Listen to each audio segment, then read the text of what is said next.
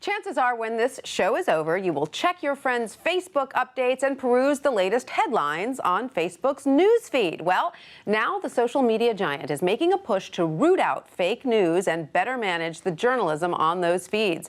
WSJ Technology Deputy Editor Brian Fitzgerald joins us now with the details that we know. Hi, Fitzy, great to see you. Hi, thanks for having me. This is not a new problem. We know that Facebook has been dogged by this fake news, and the way it appears on so many people's feeds makes it look as if it is of equal importance to legitimate journalism, correct? Now they're finally answering to this criticism. What are their plans? Answering or being dragged into answering. So Facebook wants to do a couple of things that I think can be summed up by saying we want to help people be able to make smarter decisions about what they read, not we want to have smarter things appear in our newsfeed. That was my takeaway. Yeah, so they're not making any plans to actually block certain things from coming up to you. Well, Facebook will say, well, we always tweak the algorithm, right? And that's true, they do.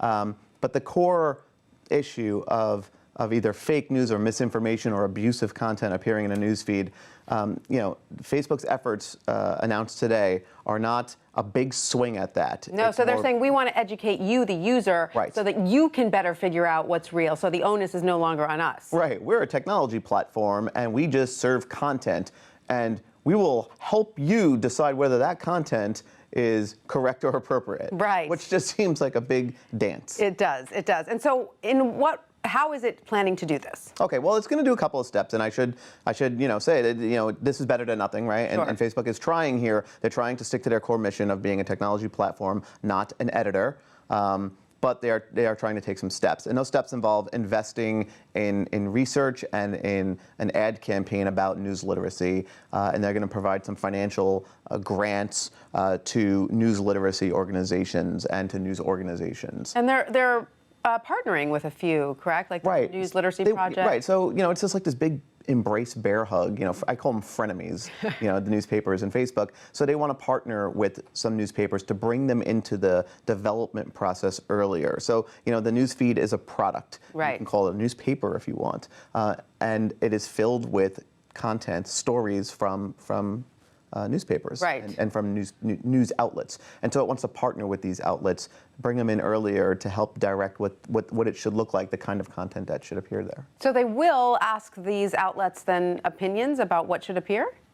Well, I don't know if they're going to ask them opinions about what should appear. You have to imagine that Campbell Brown, who is going to be the new director of news, if you will, at Facebook, will have some of those discussions. Although she's not going to have an editorial role. No, Facebook wants no piece about being an editor, of judging content. I don't know how long it can put that off. Right. But the company does not want to do that, and Brown won't sit there as content flows by saying let's take not that you, out, but yes that. you. Right. So Brown is essentially being hired to be a friendly face to the media outlets. Sure, certainly a contact, a credible person within Facebook that news organizations can work with, so that the stuff that news outlets are producing can appear in the best way possible on Facebook, and that also includes monetization. Right. Which is the other big issue. The other big sort of elephant in the room here. So is now Facebook going to reach out to publishers and figure out a way that they can monetize more of their own content on Certainly Facebook? for video. So we know in today's announcement,